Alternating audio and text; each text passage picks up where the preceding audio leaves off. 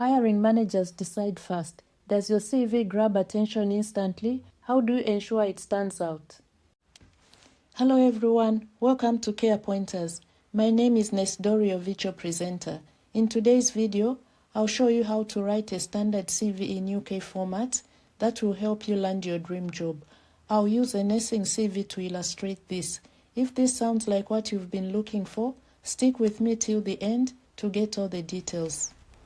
Your CV should be easy to read with clear layout and headings. Use professional font, for instance, Times New Roman.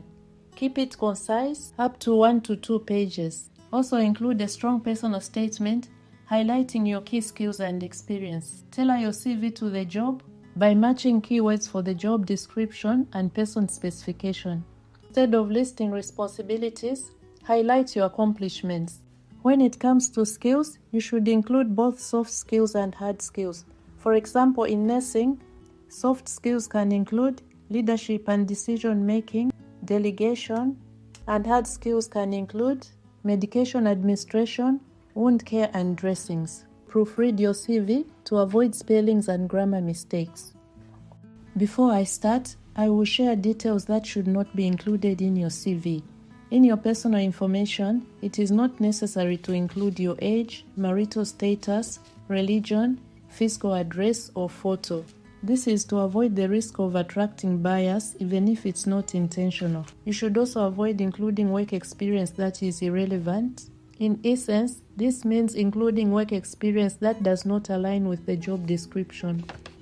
Also avoid unnecessary work details in education, for example, primary school education. Generic phrases like team player, hardworking should also be avoided. Instead of using hardworking, you can say, I consistently manage patient workload of 10 per shift in a fast-paced unit, ensuring high-quality care. Also avoid exaggerations in your CV. Try to be honest as much as possible.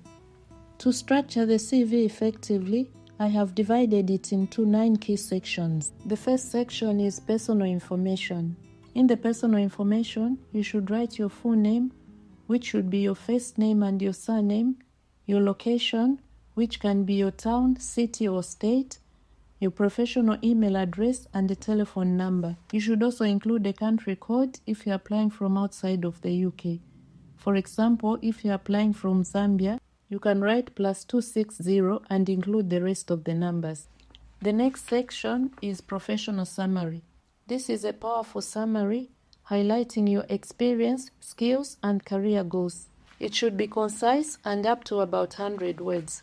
To make your professional summary stand out, use keywords from the person specification and the job description. For example, in this professional summary, it says, professional and skilled registered nurse with 5 years of acute hospital experience and registered with the Nursing and Midwifery Council.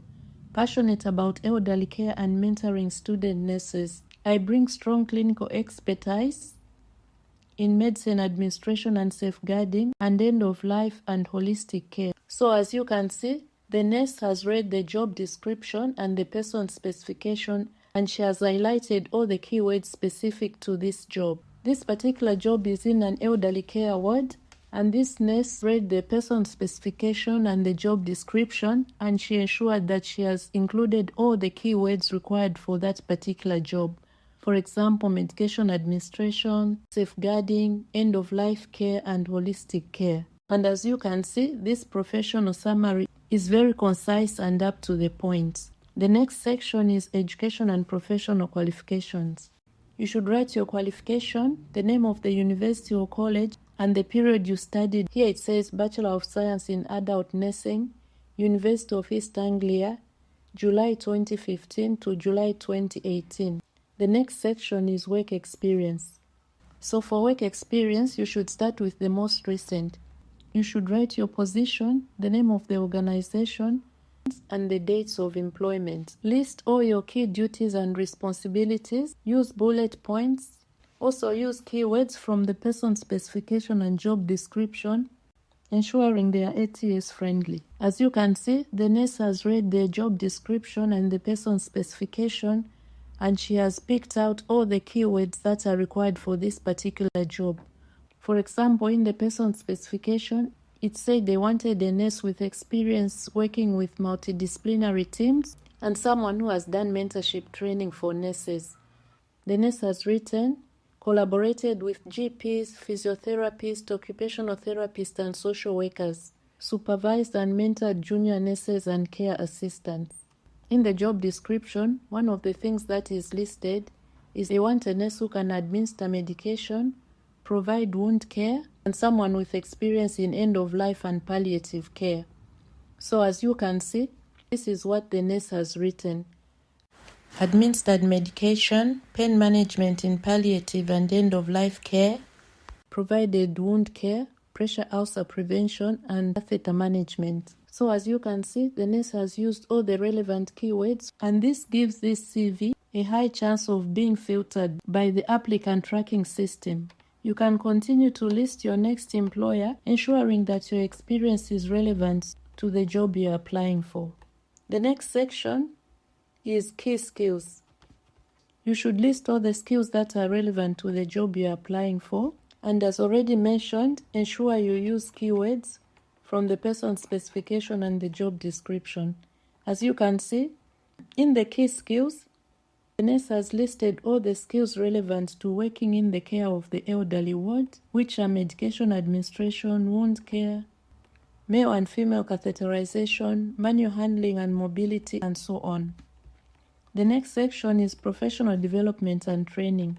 Here you should list all the trainings that you have undertaken that are relevant to the job you are applying for. So as you can see, all the trainings that the nurse has included are relevant to the role that she's applying for. The next section is professional membership. Here you should write all your professional memberships. For example, if you are registered with any unions, you can include them.